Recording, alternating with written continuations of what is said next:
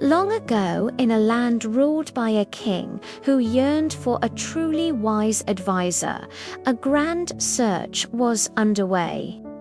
The king sent his most trusted mandarin across the realm, armed with riddles and challenges to find the brightest mind.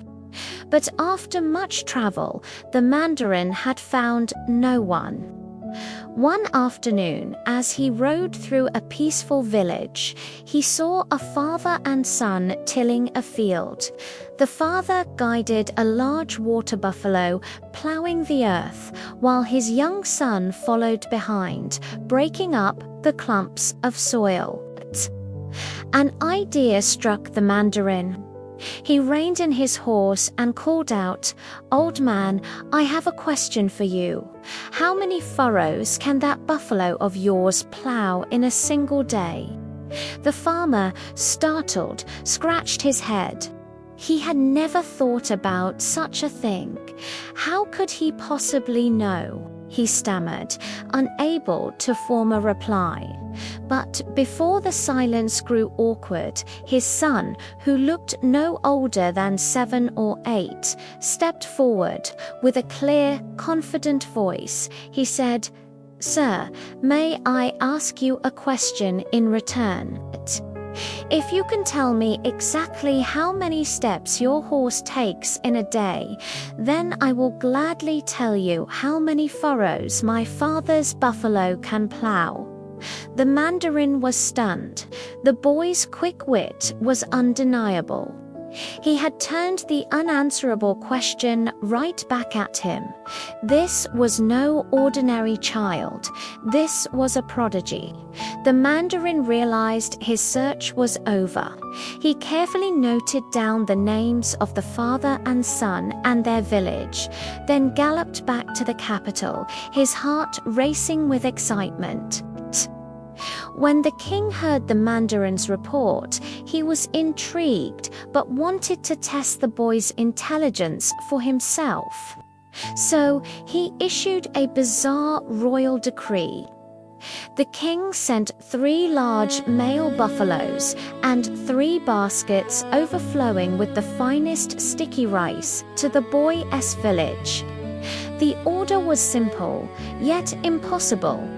Within 1 year, the villagers must raise the 3 male buffaloes to give birth to 9 healthy calves. Failure to do so would result in severe punishment for the entire village. Panic swept through the community. How could male buffaloes give birth? It was against the laws of nature. The village elders held frantic meetings day after day, but no one could devise a solution. The mood grew desperate. When news of the king's impossible task reached the little boy, he wasn't worried at all. He went to his father and said calmly, "Father, it's not every day we receive gifts from the king. We should celebrate. Let us butcher 2 of the buffaloes and use 2 baskets of rice to host a grand feast for everyone in the village. We can save the last buffalo and the remaining rice for our journey to the capital to sort this out." His father was horrified. "Son, are you mad? If we eat the king's buffaloes, we'll have no chance of completing his order. We'll all be punished." But the boy just smiled. "Trust me, father. I have a plan. Everything will be fine." The father, seeing the unwavering confidence in his son's eyes, felt a flicker of hope. He agreed and relayed the plan to the villagers. Though they were terrified, they had no other ideas, so they reluctantly agreed, but only after making the father and son sign a pledge to take full responsibility. A few days later, after a magnificent feast, the father and son set off for the capital. Upon arriving at the grand royal palace, the boy instructed his father to wait outside the gates. He then watched the royal guards carefully. Spotting a moment when they were distracted, he slipped past them and ran deep into the palace courtyard. Then he started crying, wailing at the top of his lungs. The commotion soon reached the king's ears. Annoyed, he ordered his guards to bring the crying child to him. "Boy, why are you making such a racket in my palace?" the king demanded.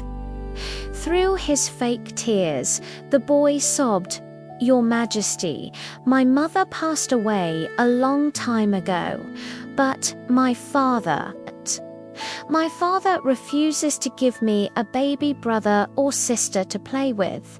I'm so lonely. Please, Your Majesty, you must command my father to have a baby for me." The king and his entire court burst into laughter. The idea was absurd. The king, still chuckling, said, "Child, your father is a man. Men can't give birth to babies. It's impossible. If you want a sibling, your father will have to find a new wife." The boy immediately stopped crying. A clever smile spread across his face. He looked directly at the king and asked, "Then why, Your Majesty, did you order our village to make 3 male buffaloes give birth to 9 calves? Male animals can't give birth either." The king was taken aback for a moment, then roared with laughter. He finally understood. "You clever boy, you've outsmarted me. I was only testing your village. Why didn't you just tell me you ate the buffaloes and rice to celebrate?" The boy bowed respectfully. "Your Majesty, we knew they were royal gifts. Our entire village already held a feast in your honor to celebrate your generosity." Impressed beyond words, the king decided on one final, even trickier test. The next morning, a messenger arrived with a single tiny sparrow. The king's order was to prepare 3 full trays of food from this one little bird. The boy didn't panic. He simply asked his father for a sewing needle. He then handed the needle to the royal messenger and said, "Please return to the king with this needle. Ask His Majesty to have his royal blacksmith forge a knife from it. Once I have the knife, I will gladly carve the bird." When the messenger delivered the boy's response, the king was utterly amazed. This child's mind was sharper than any sword in his kingdom. He immediately summoned the father and son and showered them with gold and praise. But the boy's fame was about to spread even further. Not long after, a neighboring kingdom sent an envoy with a challenge. They presented the king with a beautiful, intricate conch shell. Its inner chambers were twisted into a long, winding spiral. The challenge was to thread a single silk string all the way through it. The king and all his wisest scholars were stumped. They tried everything.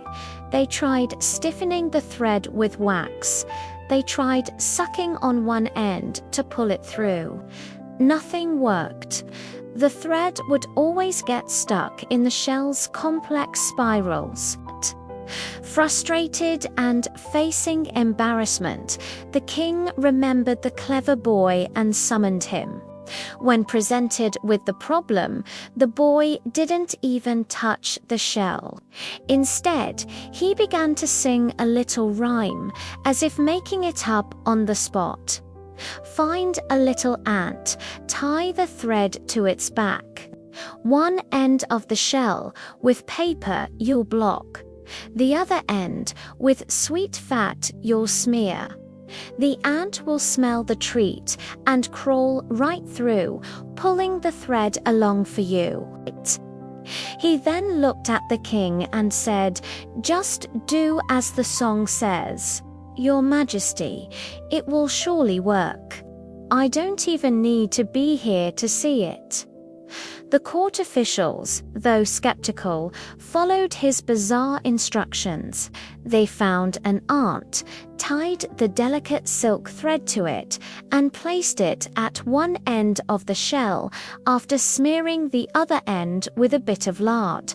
And just as the boy had predicted, the ant, drawn by the scent of the fat, navigated the entire winding path of the shell, emerging on the other side with the thread in tow. The foreign envoy was speechless. Their kingdom had been outwitted by a child's simple wisdom. They bowed in defeat and returned home, full of respect for the king and his clever subject. From that day forward, the king knew he had found his treasure. He honored the boy, appointing him as his chief advisor, the highest scholar in the land. He was given a beautiful mansion right next to the royal palace, where his brilliant mind helped guide the kingdom to an era of peace and prosperity. Thank you so much for joining me on this wonderful journey into folklore. If you enjoyed this story, please give this video a thumbs up and don't forget to subscribe and hit that notification bell so you won't miss our next adventure. See you next time.